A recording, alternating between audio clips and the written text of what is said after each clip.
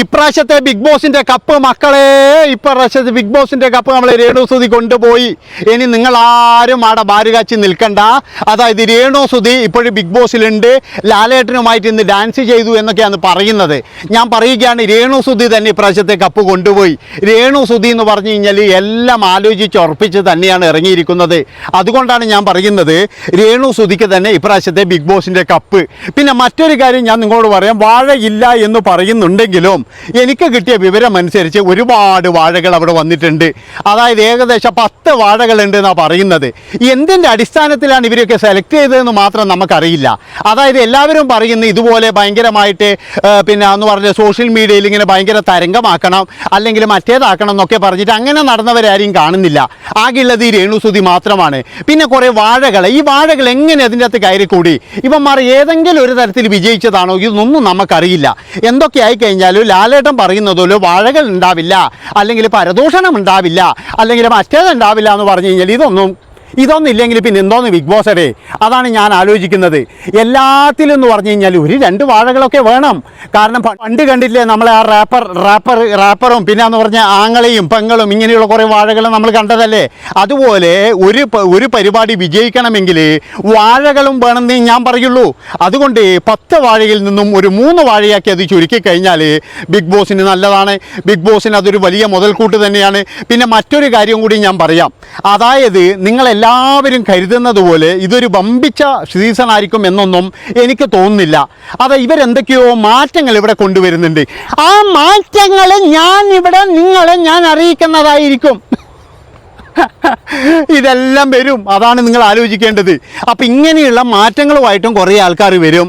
അതുപോലെ കുറേ ആൾക്കാർ എന്ന് പറഞ്ഞാൽ ഞാനാണ് ഇതിൻ്റെ രാജാവ്, ഞാനാണ് ഇതിൻ്റെ രാജ്ഞി, അല്ലെങ്കിൽ എനിക്ക് മാത്രമേ ഇതെല്ലാം കിട്ടുള്ളൂ, വേഗം നിങ്ങൾക്കൊന്നും കിട്ടൂല, എനിക്ക് ഇതിൻ്റെ ഉള്ളിൽ നിന്ന് ചോർത്തി തരാൻ ആൾക്കാരുണ്ട്, എനിക്ക് ബിഗ് ബോസ് ഷൂട്ട് ചെയ്യുമ്പോൾ തന്നെ ആൾക്കാർ ഇത് പറഞ്ഞു തരാനുണ്ട്, എനിക്കിങ്ങനെ കിട്ടും അങ്ങനെ കിട്ടും എന്നൊക്കെ പറഞ്ഞിട്ട് കുറേ എണ്ണം വരും.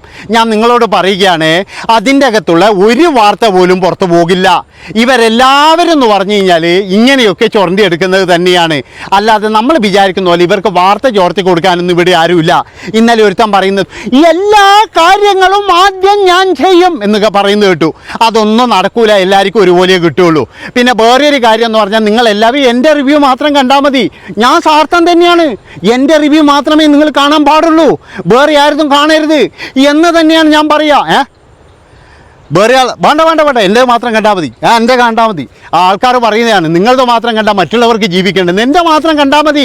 അതായത് എന്നോട് നിങ്ങൾ അഭിപ്രായം പറയൂ. അതായത് വാഴയല്ലാത്തവർ ആരാണ് നല്ലവർ? അല്ലാതെ ഞാൻ ഒരുത്തൻ്റെയും PR എടുത്തിട്ടോ അല്ലെങ്കിൽ ഒരുത്തനോട് പൈസ മേടിച്ചിട്ടോ ഒന്നും ഞാൻ വീഡിയോ ചെയ്യത്തില്ല. ഞാൻ കണ്ടത് പറയും, അത് ഉറപ്പാണ്. അല്ലാതെ കഴിഞ്ഞ പ്രാവശ്യം ഒരു ഇതുണ്ടായിരുന്നല്ലോ, നമ്മുടെ ആ മറ്റേ എന്താ പറയേണ്ടത് യൂട്യൂബർ, ആ മേക്കപ്പ് യൂട്യൂബർ ഉണ്ടല്ലോ, ആ നമ്മളെ എന്താണ് ഗുഗ്രീൻ്റെ കൂടെ നടക്കുന്നത്, അത് അയ്യോ ഓളെ പറയല്ലേ, ഓളെ പറഞ്ഞാൽ കേസ് കൊടുക്കുക എന്നൊക്കെ പറഞ്ഞിട്ട് ആൾക്കാർ വന്നിട്ടുണ്ടായിരുന്നു. ഞാൻ പറഞ്ഞു പോടാ അവിടുന്ന് എന്ന് പറഞ്ഞാൽ അവിടുന്ന് ഞാൻ ഓടിച്ചു വിട്ടായിരുന്നു. കാരണം വെച്ചാൽ നമ്മൾ ഒരുത്തൻ്റെ ചായ പൈസ വരെ വാങ്ങിക്കുന്നില്ല, നമ്മളിവിടെ റിവ്യൂ ചെയ്യാൻ വേണ്ടിയിട്ട്. നമ്മുടെ പ്രേക്ഷകരാണ് നമ്മുടെ വിജയം എന്ന് പറഞ്ഞു കഴിഞ്ഞാൽ, അല്ലാതെ ഇങ്ങനെയുള്ള കുറേ ടീമൊന്നുമല്ല. രേണുസുതി നല്ലത് കളിച്ചിട്ടുണ്ടെങ്കിൽ ഞാൻ രേണുസുതിനെ സപ്പോർട്ട് ചെയ്യും. രേണുസുതി മോശമാണ് കളിക്കുന്നതെങ്കിൽ ഞാൻ ചവിട്ടി അരക്കുകയും ചെയ്യും. അതാണ് എൻ്റെ സ്ഥിതി. അല്ലാതെ എന്ന് പറഞ്ഞാൽ നമ്മൾക്കാരും PR എടുക്കുന്നോ അല്ലെങ്കിൽ നമ്മൾ ആരെയും എന്താ പറയേണ്ടത് പുറകെ നിറഞ്ഞിട്ട് ഉപദ്രവിക്കാൻ ഒന്നും നിൽക്കൂല.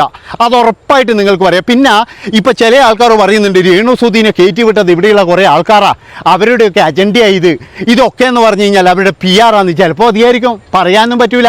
അതായത് രേണുസുതി പറഞ്ഞിട്ടുണ്ടാകും എന്നെ നല്ലോണം നെഗറ്റീവാക്ക്, എന്നെ നല്ലോണം ഇതാക്ക്, അങ്ങനെ എല്ലാവരും കൂടിയിട്ട് ഒരാളെ അറ്റാക്ക് ചെയ്യുന്നു.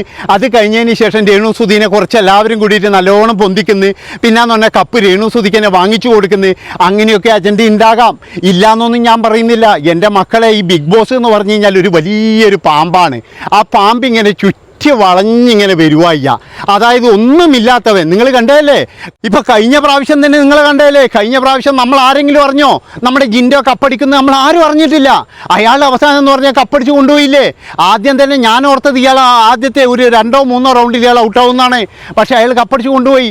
അതാണ് ഞാൻ പറയുന്നത്. അതിന് മുന്നേ എന്ന് പറഞ്ഞാൽ ആ വിടുവായൻ കപ്പടിച്ച് കൊണ്ടുപോയില്ലേ? അതാണ് ഞാൻ പറഞ്ഞത്. ഇതൊന്നും പറയാൻ കഴിയില്ല. ചിലപ്പോഴെന്ന് പറഞ്ഞു കഴിഞ്ഞാൽ ഇതൊക്കെ എന്ന് പറഞ്ഞാൽ ഒരു ഡ്രാമയായിരിക്കാം. രേണുസുതിയെ ഇത്രയും നാളും തെറി പറഞ്ഞതും അതുപോലെ തന്നെ രേണു സുധി കുറേ ഇതുണ്ടാക്കിയതും ഒക്കെ എന്ന് പറഞ്ഞ ഒരു ഡ്രാമയാണ്. ആ ഡ്രാമ ചിലപ്പോഴും നമ്മൾ കാണാൻ പോകുന്നത് ഇതിൻ്റെ ഉള്ളിലാണ്. അപ്പോൾ ഈ പറയുന്ന കുറ്റം പറഞ്ഞവരൊക്കെ എന്ന് പറഞ്ഞാൽ രേണു സുധിക്ക് എതിരാണെന്നോ അല്ലെങ്കിൽ രേണു സുധിയോട് അടങ്ങാത്ത പകയുണ്ടെന്ന് ഒരിക്കലും നിങ്ങൾ വിചാരിക്കരുത്. അതായത് ഈ കുറ്റം പറയുന്നവർക്കൊക്കെ ചിലപ്പോഴൊരു അജണ്ട ഉണ്ടാകും. അവരൊക്കെ ചിലപ്പോഴും എന്ന് പറഞ്ഞാൽ ഇതൊക്കെ അറിഞ്ഞുകൊണ്ട് ചെയ്യുന്നതായിരിക്കാം. അവിടെ മണ്ടന്മാരാകുന്നത് നിങ്ങൾ പ്രേക്ഷകരാണ്. അതുകൊണ്ടല്ലേ ഞാൻ പറയുന്നത്, നിങ്ങൾ എൻ്റെ റിവ്യൂ മാത്രം കണ്ടാൽ മതി. അതുകൊണ്ടാണ് ഞാൻ പറയുന്നത്, ഇവിടെ സത്യസന്ധമായിട്ടുള്ള വാർത്തകൾ കിട്ടും.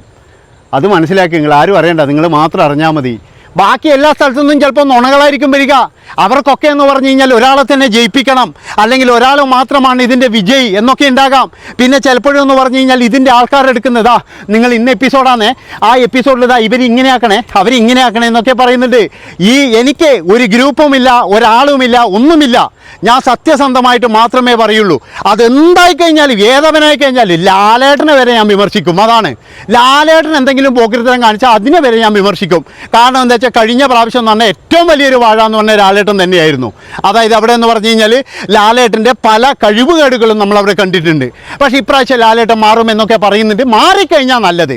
അല്ലാതെ ഓവർ ആരാധന കൊണ്ട് എൻ്റെ ലാലേട്ടൻ അങ്ങനെ ചെയ്യില്ല, എൻ്റെ ലാലേട്ടൻ അങ്ങനെ ചെയ്യില്ല എന്ന് പറഞ്ഞിട്ട് ലാസ്റ്റ് കഞ്ഞ എടുക്കട്ടെ മാണിക്ക എന്ന് ചോദിച്ച പോലെ ആകരുത്. കാരണം എന്ന് വെച്ചാൽ ഒടിയെന്നുള്ള സിനിമയ്ക്ക് നിങ്ങൾ കണ്ടതാണല്ലോ. ഒടിയെന്നുള്ള സിനിമ എന്ന് പറഞ്ഞു കഴിഞ്ഞാൽ 5 കൊല്ലമാണ് നമ്മളതിനിങ്ങനെ നൂറ്റി നിന്നത്. അതായത് നാളെ വരും ഇന്ന് വരുന്നു. അവസാനം ഇത് തള്ളിക്കയറിയിട്ട് തിയേറ്ററിൽ പോയിട്ട് ഇരുന്നപ്പോഴേ കഞ്ഞി എടുക്കട്ടെ മാണിക്ക, അത് തീർന്നില്ലേ? ഏതായാലും അതോടുകൂടി ലാലേട്ടൻ അങ്ങനെ കഴിഞ്ഞു എന്ന് വിചാരിച്ചു. കുറേ നാൾ കഴിഞ്ഞപ്പോൾ വേറൊരു സിനിമ വരുന്നു, മരിക്കാർ അടവിക്കടലിൻ്റെ സിംഹം എന്ന് പറഞ്ഞിട്ട് അതിന് കാണാൻ പോയി. വെട്ടിയിട്ട പാടത്തണ്ട് പോലെയല്ലേ കിടക്കുന്നതെന്ന്, അവിടെയും പോയില്ലേ. എനിക്ക് തോന്നുന്നത് എന്താണെന്നറിയാം, ലാലേട്ടൻ്റെ ഏറ്റവും ശത്രുക്കൾ എന്ന് പറഞ്ഞാൽ അവരുടെ സംവിധായകർ തന്നെയാണ്. അതായത് അവ എഴുത്തുകാർ തന്നെയാണ്. ഇവൻ അങ്ങനെ വളരണ്ട. അതുപോലെ ലാലേട്ടനോട് എനിക്ക് തരാനുള്ളൊരു ഉപദേശം എന്താണെന്ന് വെച്ചാൽ, നിങ്ങളെ ഇതാക്കാൻ വേണ്ടിയിട്ട് ബിഗ് ബോസിൽ വരെ ആൾക്കാരുണ്ടാകും. നിങ്ങളെ എങ്ങനെയെങ്കിലും നാണം കെടുത്താൽ നിങ്ങൾ അതിന് നിന്ന് കൊടുക്കരുത്. നിങ്ങൾ കൃത്യമായിട്ടെന്ന് പറഞ്ഞാൽ അവിടെ നിലപാടുണ്ടായിരിക്കണം. അല്ലാതെ എവിടെ നിന്നെങ്കിലും വന്ന് എന്തെങ്കിലും വായിച്ചിട്ട് എന്തെങ്കിലും ചെയ്തിട്ട് കാര്യമില്ല ലാലേട്ടാ. ഉറപ്പായിട്ട് വിമർശിക്കും എന്ന് പറഞ്ഞാൽ ഉറപ്പായിട്ട് വിമർശിക്കും. ഞാനേ സത്യമേ പറയുള്ളൂ എന്ന് പറയുന്ന പോലെയൊന്നല്ല നമ്മൾ പറയുന്നത്. നമ്മൾ കൃത്യം പോയിൻ്റായിട്ട് പറയും.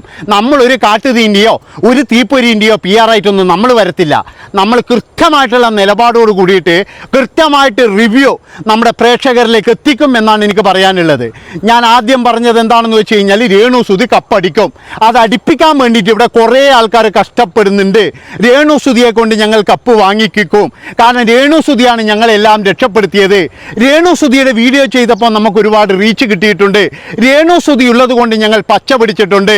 ഇനി ആ കപ്പും കൂടി രേണു സുധിയുടെ കയ്യിൽ വാങ്ങിച്ചു കൊടുക്കണം എന്ന് പറഞ്ഞ് കുറേ ആളുകൾ ഇവിടെ ചെയ്യുന്നുണ്ട്. കുറേ ആളുകൾ രേണു സുധിക്ക് വേണ്ടിയിട്ട് ഇവിടെ ചെയ്യുന്നുണ്ട്. അപ്പം അതുകൊണ്ട് തന്നെ എന്ന് പറഞ്ഞാൽ രേണു സുധീനെ ഇവിടെ ഇതാക്കും എന്നൊക്കെ പറഞ്ഞിട്ട് ഇവിടെ ചെയ്യും. പക്ഷേ ഒരു കാരണവശാലും എൻ്റെ ഭാഗത്ത് നിന്നും ഒരു ദാക്ഷിണ്യവും നിങ്ങൾ പ്രതീക്ഷിക്കേണ്ട. എല്ലാവരെയും ഞാൻ വലിച്ചു കയറുമെന്നാണ് എനിക്ക് പറയാനുള്ളത്. നല്ലത് കണ്ടാൽ പ്രേക്ഷകർക്കും പറയാം, ഏട്ടാ ഒരു കാര്യം ചെയ്യണം, നമുക്ക് ഇവരെ വലിച്ചു കയറരുത്, ഇവർ നല്ലവരാണെന്ന് പ്രേക്ഷകർ പറഞ്ഞാൽ അതും നമ്മൾ അംഗീകരിക്കുന്നതായിരിക്കും. അപ്പോൾ എല്ലാവരും എൻ്റെ പുറകെ കൂടിക്കോ, നമുക്ക് അടിപൊളി റിവ്യൂവുമായിട്ട് പോകാം. ഇനി കുറച്ച് ദിവസങ്ങൾ മാത്രമേ ഉള്ളൂ. നന്ദി, നമസ്കാരം.